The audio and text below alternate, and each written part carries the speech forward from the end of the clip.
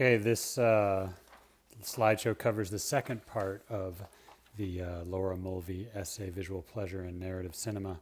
It's going to be part 3 and the summary.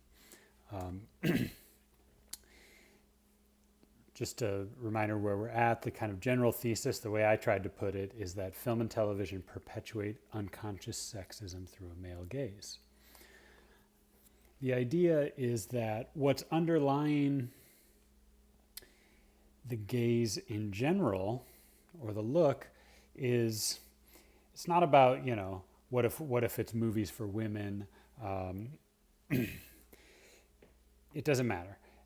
The deeper order is not about who's looking, but about how the looking is happening. And that kind of looking is a patriarchal order. And this is the idea of, it's a look of power, that there's one person in power at the top. Even if it was, a woman in power, it would still be what Mulvey would call a patriarchal order. The idea of patriarchy is that there's a king of the mountain, the father, who's on top, and everyone in the mountain is, the person on top tries to control everything else, and everyone underneath them always is also trying to do the same thing. It's all about that kind of total control centered on one person. And it's an authoritarian structure. It's all about, power and authority and force. Versus, kind of a matriarchy would be the alternative, where you would be sharing authority among multiple people. The patriarchal order, we're not sharing authority. It's one person is in power, and the other person is subordinate. What that has to do with looking is that the person who looks is in power, and the other person is just an object, is subordinate. So the pleasure of looking being patriarchal is the idea is that the spectator is in power, they have the pleasure of looking, and the what they're looking at is an object. So there's this fantasy of control involved. It's a pleasure of having power. Kind of pretending that you are at the top of the hierarchy there.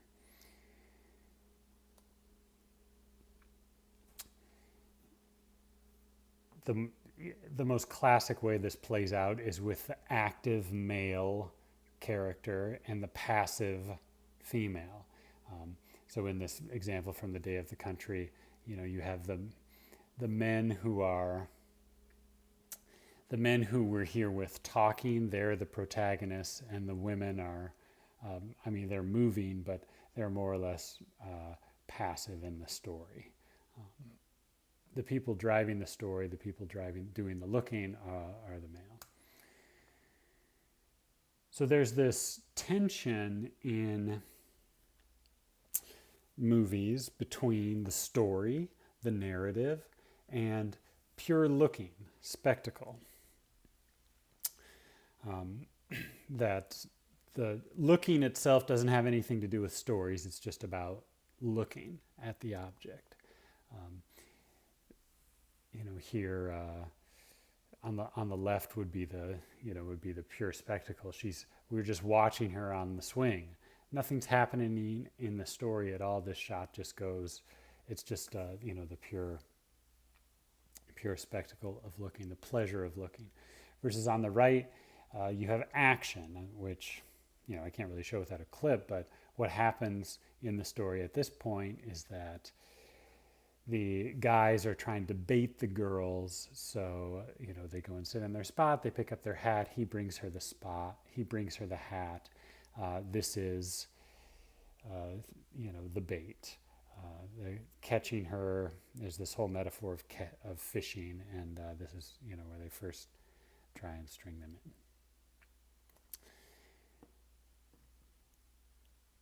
So what's interesting is how in the movies do those come together? How do you go between just looking and the story and things happening? And Mulvey talks about how that happens is that the woman is displayed on two levels. She's both an erotic object for the characters, as she is in the example on the left here, and she is an erotic object for the viewer. So one level is she's seen by other characters, other level she's seen directly by us. So if you have a male character, like you see in the bottom right here, this is how you're able to oscillate between those two. Seen from that character's perspective gives us that kind of direct view, and then also looking at the character is the other way. So that's, it's movies is seen as kind of a play between action and spectacle, kind of going back and forth. So what's kind of driving the narrative is that the woman doesn't fit in the patriarchal order. She's a threat of castration. The Marlowe example here is perfect. So how do you deal with that threat that creates this anxiety for the male? It needs to be controlled in some way. And Mulvey says that there are two different ways of looking that each relieve the anxiety of castration in a different way. She's talking about it on a psychoanalytic level here, which would be an unconscious level. There's voyeurism on the one hand, where you are like looking through a window, seeing something from outside. You're not a part of it. And the other is fetishism. The fetish having a kind of special, irrational importance to some object that becomes erotic. And she associates voyeurism with narrative, and specifically, sadism, which is where you control someone else by, like inflicting pain. This is how the control happens. That's kind of symbolic of inflicting pain, but it can just be the narrative of investigating the woman, and controlling in one way or the other. Fetishism, on the other hand, is instead of this kind of involvement between two people, the fetish becomes an object beautiful in itself. It almost exists just outside of the world. Instead of being in a world with this other person you have to control, this object to control, now we're just not in the world at all. It just is freed of the world, as just a pure icon to look at. Okay, so I want to show an example from Alfred Hitchcock's movie Vertigo that Mulvey talks about. She says that Hitchcock combines both voyeurism and fetishism. That's why he's her prime example. Here's an example. This is a still of Hitchcock and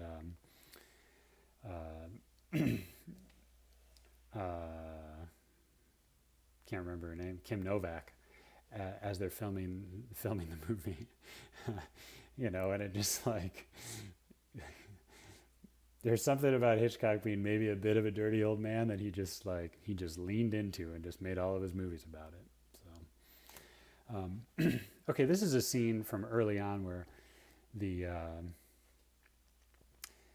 main character, Scotty, is a detective, and his old college buddy has told him, well, hey, my wife is doing all these weird things. I need a friend who can spy on her just to figure out what's going on. So, so he invites Scotty to come, and he said, well, so you can see her, why don't you come to this restaurant where we'll be dining, and you'll be able to see her, so you know who she is, so that you can spy on her. I don't know why he didn't just give her a photograph, but clearly they set it up for this scene. And first example here is voyeurism. Cuts from Scotty at the bar. There's a couple different shots, but this is one shot of Scotty at the bar looking at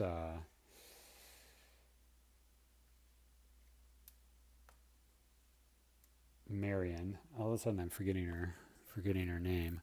Well, it's because she kind of plays two characters here between Judy and Madeline. Sorry. Here she is as Madeline.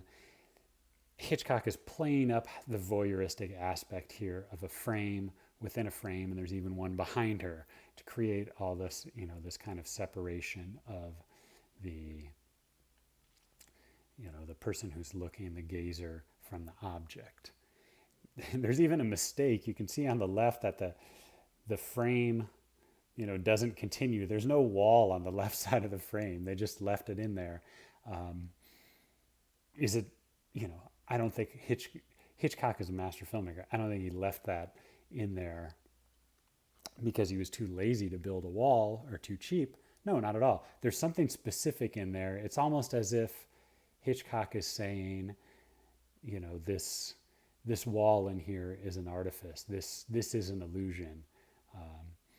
He's telling us that this is an illusion, so that in a way, maybe we're aware of it.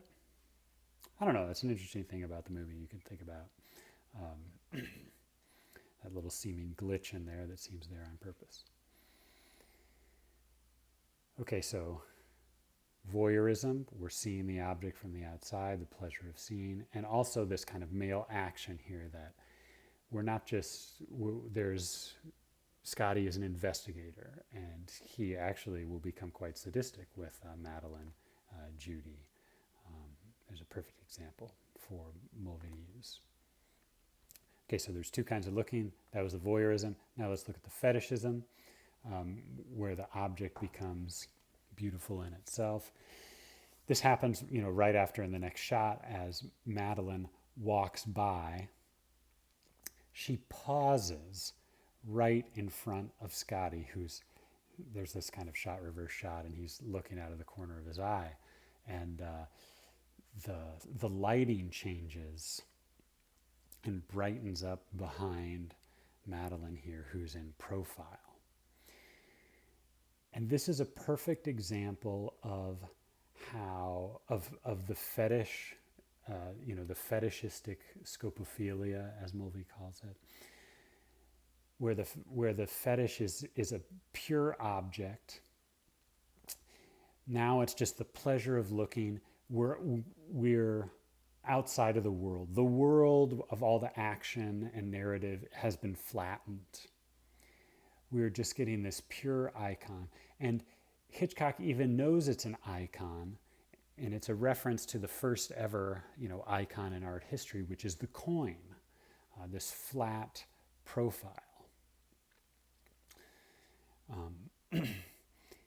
And he even has her, turn both ways, as if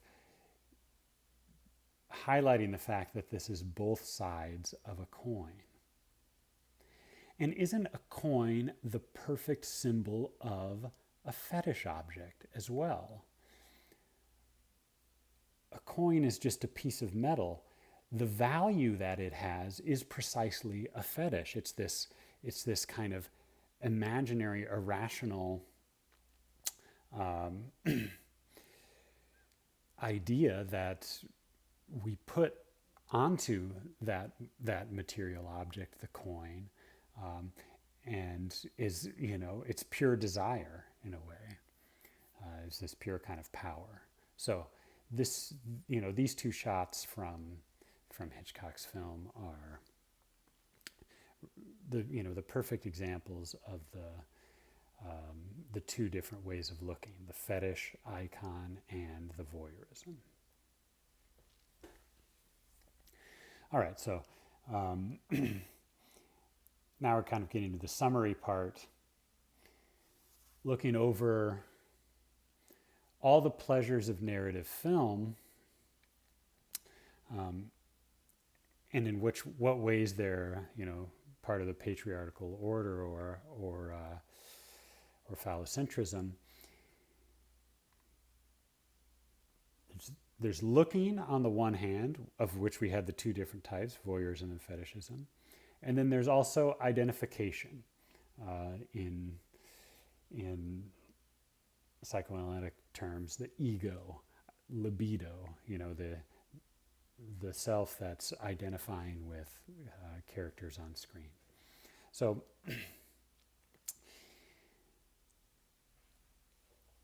her argument is that the whole movie, both in the narrative story and the spectacle of looking, all revolve around, the woman as the woman who's the threat of castration that leads to the kinds of action that has to happen. She has to be investigated. We have to investigate these threats. In a way, the hero's quest, which is something that you may remember from like Joseph Campbell or other script writers, script writing guides. The hero's quest, from a psychoanalytic perspective, the hero's quest is about controlling the woman, controlling the object of desire, and taking pleasure from it. Now, Mulvey says that film or cinema and television are a kind of perfection of looking, of this artifice of the look, of having the look designed into the medium itself. And she compares cinema to theater or striptease or dance or something like that. And she's, it's not the exact same thing. There's more voyeurism or more potential for voyeurism in cinema, because there's this medium between the object that you're seeing and the audience. You're in a dark room, and there's this screen between you and the object. I found there's a couple examples of Marilyn Monroe here in 1954 on left that Mulvey talks about. River of No Return is a Western. Marilyn as a singer in a saloon here, versus another picture on the internet was from 1954, Marilyn performing for Korean troops, American troops in Korea. And here's one of the troops in the crowd who snapped a photograph of her. All photographs are this kind of artifice, so I can't really show actually compare it to what things on a stage look like, but you get the idea that in the stage, people can look from all different angles, and you can look at a bunch of different things.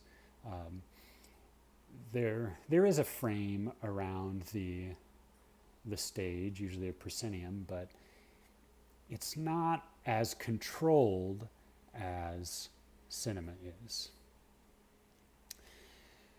The way that Mulvey describes it is illusion cut to the measure of desire. That story and spectacle are all built around the woman as object through these designed looks. Illusion is cut to the measure of desire. It's tailored to this kind of patriarchal or phallocentric desire. That's her argument, is that film has become kind of the perfect expression of this phallocentric kinds of desire, and it's therefore a major problem socially and politically for, for equality. And for, not only for gender equality, but for politically, for democracy, for, getting out of that patriarchal order is like despotism. It's totalitarian. You want to, for democracy, you want to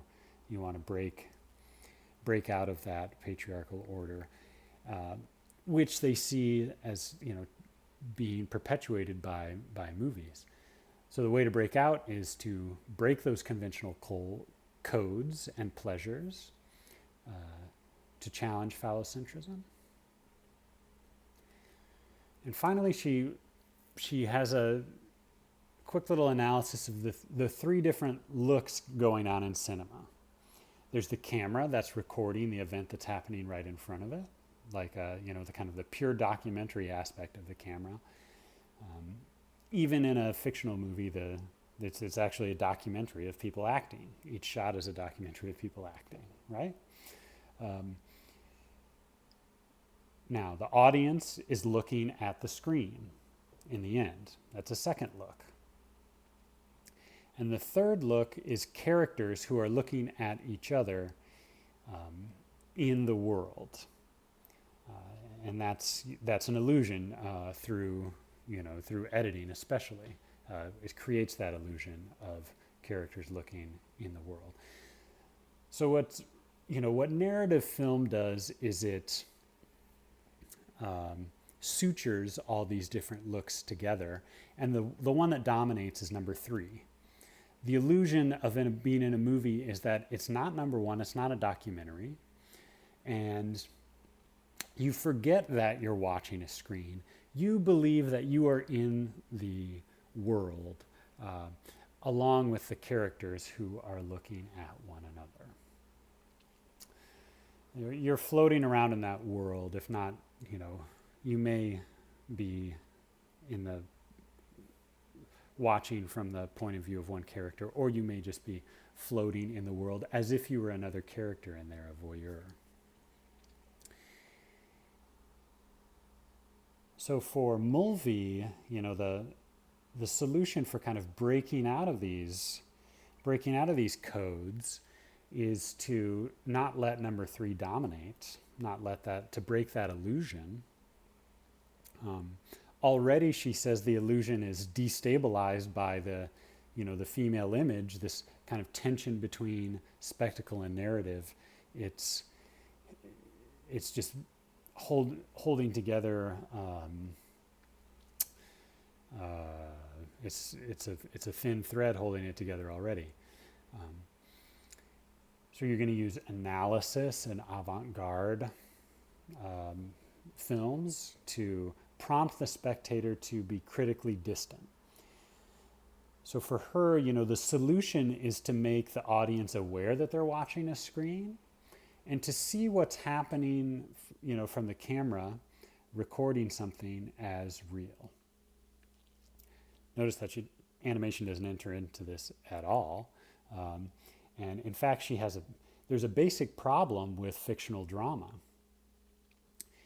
She says, quote, "Fictional drama cannot achieve reality, obviousness, and truth." So this is a pretty radical statement that, the deeper problem is fictional drama. And that's kind of controversial. I wouldn't say that I agree with that. But, having critical distance is obviously, I would agree, is a good thing. So, just to kind of recap, her thesis is that film and television perpetuate unconscious sexism through a male gaze. And that male gaze is about, seeing other people as objects, especially through, kind of the quest of the male hero as this, the active person leading you through this world who looks at, women and investigates them. The solution is to break these codes apart, to challenge phallocentrism, which is both tied into gender equality and democracy as, an equal sharing of power. So pretty heavy stuff.